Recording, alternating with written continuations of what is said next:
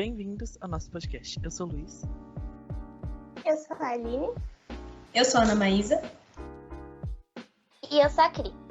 E nós somos o IFSPcast.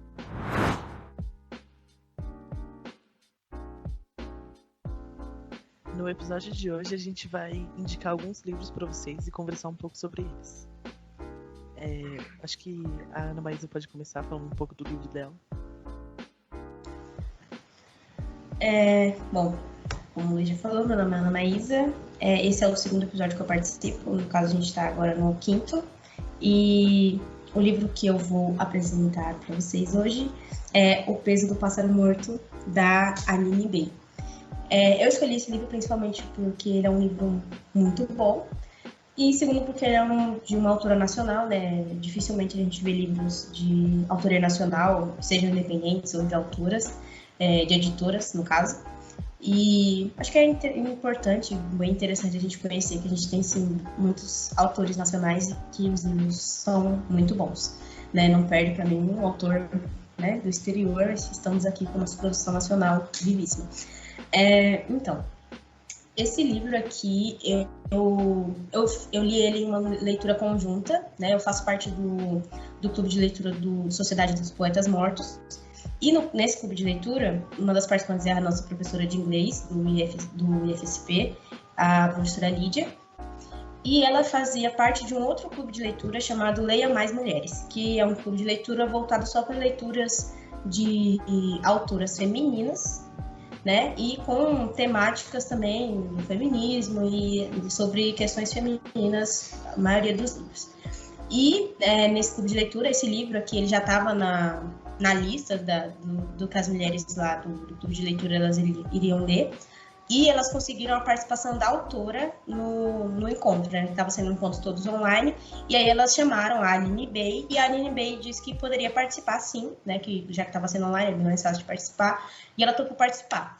E aí a professora Lídia, que estava nesse outro grupo, ela foi no nosso clube de leitura aqui do IFSP, que é a Sociedade dos Poetas Mortos, e falou, gente, vai ter um encontro, né, lá no outro clube de leitura que eu participo, do Leia Mais Mulheres, e elas conseguiram chamar a autora, né, e o que você acha da leitura desse mês aqui do nosso clube também ser O Peso do Pássaro Morto, para a gente conseguir participar do encontro com a autora. Aí todo mundo topou e a gente começou a ler o livro, né.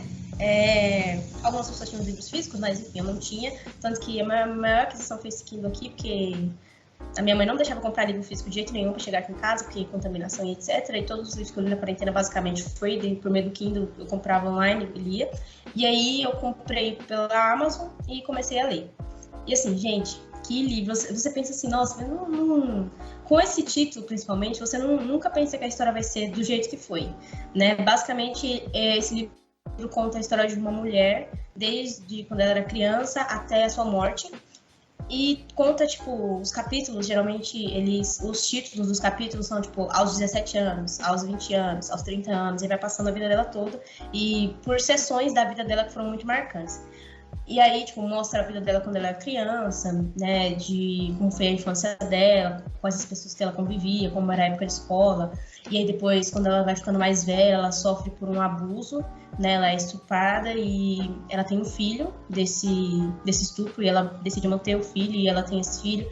E aí depois mostra como foi que ela criou a criança, né, como que é a relação dela com o filho, e até a parte que ela realmente vem a falecer, né, e passa toda essa história de vida dela, e com várias reflexões, assim, sobre o que é ser mulher, quais as decisões que ela teve que pensar, eu sou mãe, eu sou mulher, né, tenho minhas responsabilidades e preciso agir dessa forma, nesse quesito, porque eu já sou dessa idade, enfim, todas essas questões.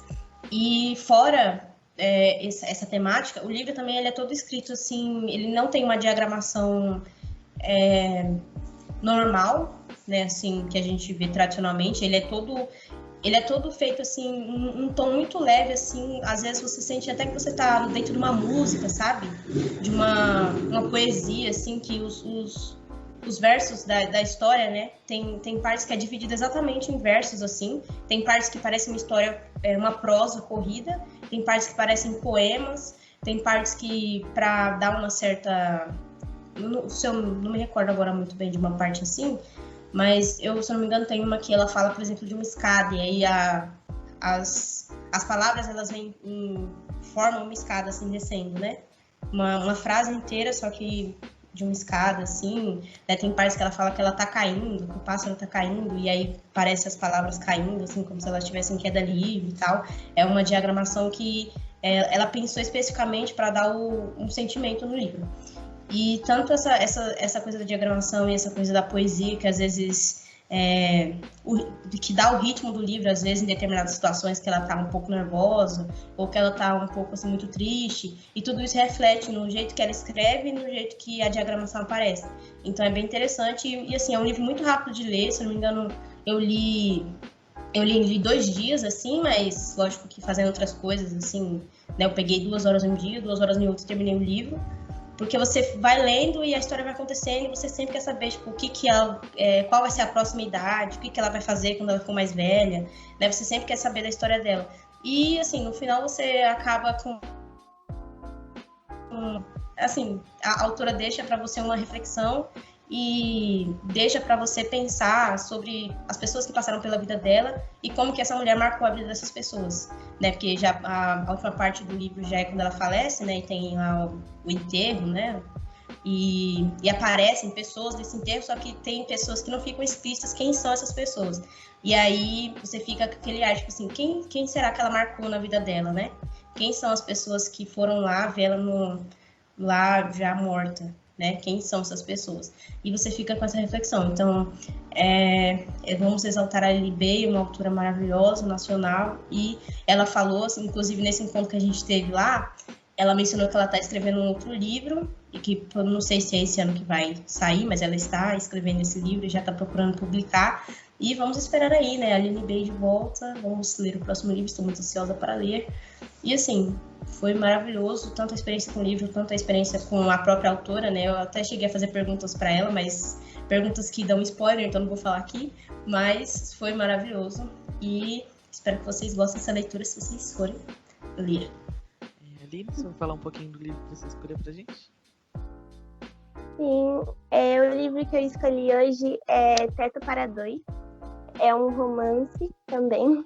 Só que esse é um romance um pouco diferente do que eu estava acostumada a ler, sabe? Porque não sei se a pessoa assistiu os 4 episódios anteriores, sabe? Que, tipo, geralmente o meu nicho de livro é romances, assim, pra diversão mesmo.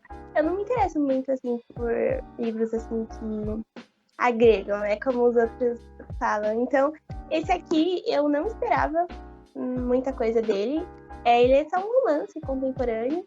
E só que quando eu fui lendo, eu fui percebendo que, tipo, ele era muito diferente, sabe? Porque, basicamente, ele é assim. Ele é a história de uma menina que ela precisa alugar um apartamento. E o nome dela é Tiff. E aí ela acaba alugando um apartamento do Leon. E eles dividem um apartamento. Só que o Leon, ele é um enfermeiro e ele trabalha à noite. E ela trabalha de dia. Então, tecnicamente, eles nunca se encontram. E eles começam a se comunicar por post-it. Tanto que aqui atrás tem vários post-its, assim. E eu acho muito bonitinho, porque eles começam a, tipo, colocar post-it na casa toda e elaborar um monte de conversa. E, tipo, cada vez... É muito bonitinho, né, as conversas deles. E aí, acaba que eles tipo, se conhecem por post-it, né? Por cartinhas, assim. E eu achei muito interessante esse tema, mas ele não aborda só isso, né? A primeira coisa que me chamou a atenção é porque o casal, ele não é um casal padrão, né? Atualmente está muito esse dia, o livro não tem diversidade, mas esse aqui tem bastante. A Tiff, ela é muito alta, ela é, tipo, muito diferente, ela gosta de roupas, assim, combinações coloridas, tipo amarelo e laranja. Ela é toda assim, é uma pessoa muito original, sabe?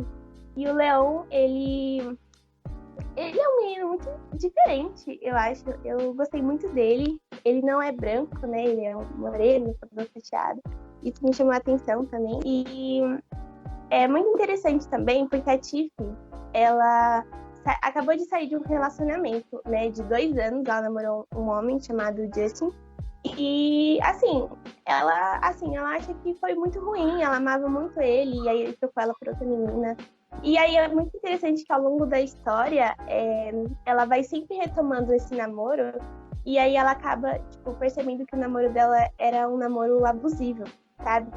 Só que, como ela narra, você vai percebendo durante o livro que ela vai percebendo algumas coisas que ela não percebia antes, sabe? E aí, no final, tanto que ela fala que, ela começa a fazer a terapia, né? E aí ela acaba recordando coisas que ela tinha totalmente esquecido de ruim que o ex-namorado dela fez pra ela. E aí ela até pensa durante o livro, ela pensa em voltar pra ele, porque depois ele quer voltar pra ela. E aí, os amigos dela falam, não faz isso. E aí ela fica, nossa, mas era tão bom. E aí, eu achei muito interessante isso, porque aborda esse tema. E, é um tema que você até, às vezes, acho que a maioria das pessoas fala, se tá ruim, é só você terminar. Só que, você não entende o que tá passando na cabeça da pessoa, sabe? E aqui ela explica, a gente vê o que aconteceu com a Tiff, o que tava passando se passava, né? O que ela pensava sobre toda a situação que ela vivia. E aí você vê que, na verdade, ela não queria sair porque ela não percebia as coisas erradas que aconteciam com ela. E isso deixou ela com muitos traumas depois que ela foi entender. E eu achei muito legal esse tema que eles abordaram. Eu não estava esperando, na verdade. Então foi um livro que me surpreendeu bastante. E eu acho que vale muito a pena ler, ele é muito fofinho, ele é engraçado, mas ele também aborda esse tema que é um tema muito importante, né, na nossa sociedade. Então acho que vale a pena ler. Cris, agora você vai falar um pouquinho do seu livro? Bom, o livro que eu vou falar, eu não tenho ele aqui, é o Claro Enigma, do Carlos Drummond de Andrade. E eu tive que ler ele em 2019 para um trabalho de português, né? A turma toda teve que ler.